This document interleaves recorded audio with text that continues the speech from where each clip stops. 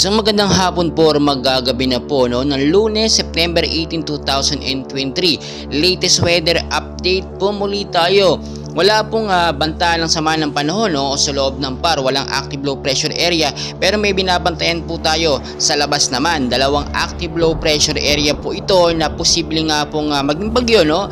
Ito po may lakas na 35 kilometers per hour. Ito po mas malapit bandang north po sa gilid lamang na ating bansa. Meron namang isa sa malayo no, pero walang direktang epekto sa ating bansang Pilipinas. As of na wala pa namang itong na epekto no sa ating bansa dahil mahina pa ito. Ang nararanasan po natin ngayon na pag-uulan, especially po sa hapon at minsan inaabot pa sa gabi, ay tinatawag po natin ngayon na bagong sypnosis no, ITCC or Intertropical Convergence Zone. Kasama pa po dyan ang hanging habagat or southwest monsoon nga po na pinapalakas nga po ng mga cloud cluster sa labas at sa loob ng bansa. Wala naman po sama ng panahon pero binabantayan pa rin natin ito no, itong active low pressure area dahil posible po itong maging banta in the future kung sakaling lumakas po no, from 35 kung pumalo man sa 40 to 55 kilometers per hour. Makikita nyo very clear naman yung ating line no, yan yung po yung pinakalinya ng ating Philippine Area of Responsibility. Wala po nakapasok na para sama ng panahon, pero hindi po ibig sabihin ito yung magiging banjing na lang tayo. Wala tayong gagawin. This is the right time po no, para maglinis sa ating mga lugar na bahayin, especially sa Luzon, sa Metro Manila dyan.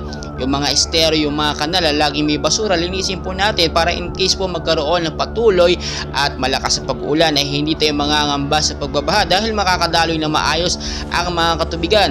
Kaya hindi po sa mga lugar na matataas no, mag-ingat po kayo dyan sa banta nga po ng landslide kapag nagkaroon ng malakas na pag-uulan dahil posibleng lumambot ng lupa dahil na rin po sa pag-ulan.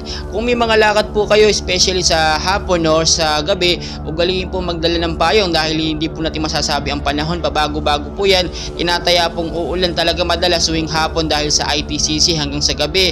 So umaga naman, sobrang mainit hanggang sa tanghali at pagdating ng hapon, unti-unti nag-slow down or bumababa ang temperatura at posibleng magkaroon ng pag-uulan. So maraming tayong gaganapan and dapat ready po tayo sa mga posibilidad na mangyari dahil ngayong Setyembre, inaasahan natin bago matapos ang buwan na ito ay 2 hanggang 3 bagyo pa ang posibleng pumasok sa ating bansa. Kaya so mag-ingat tayo. Dapat maging ready tayo sa bawat oras no, dahil nga rainy season, in-expect natin magkakaroon talaga ng mga pag-ulan at ang rainy season natin naabot minsan hanggang Disyembre. So marami pa tayong gaganapan. Please huwag mo kalimutan mag-like and subscribe. Maraming salamat po.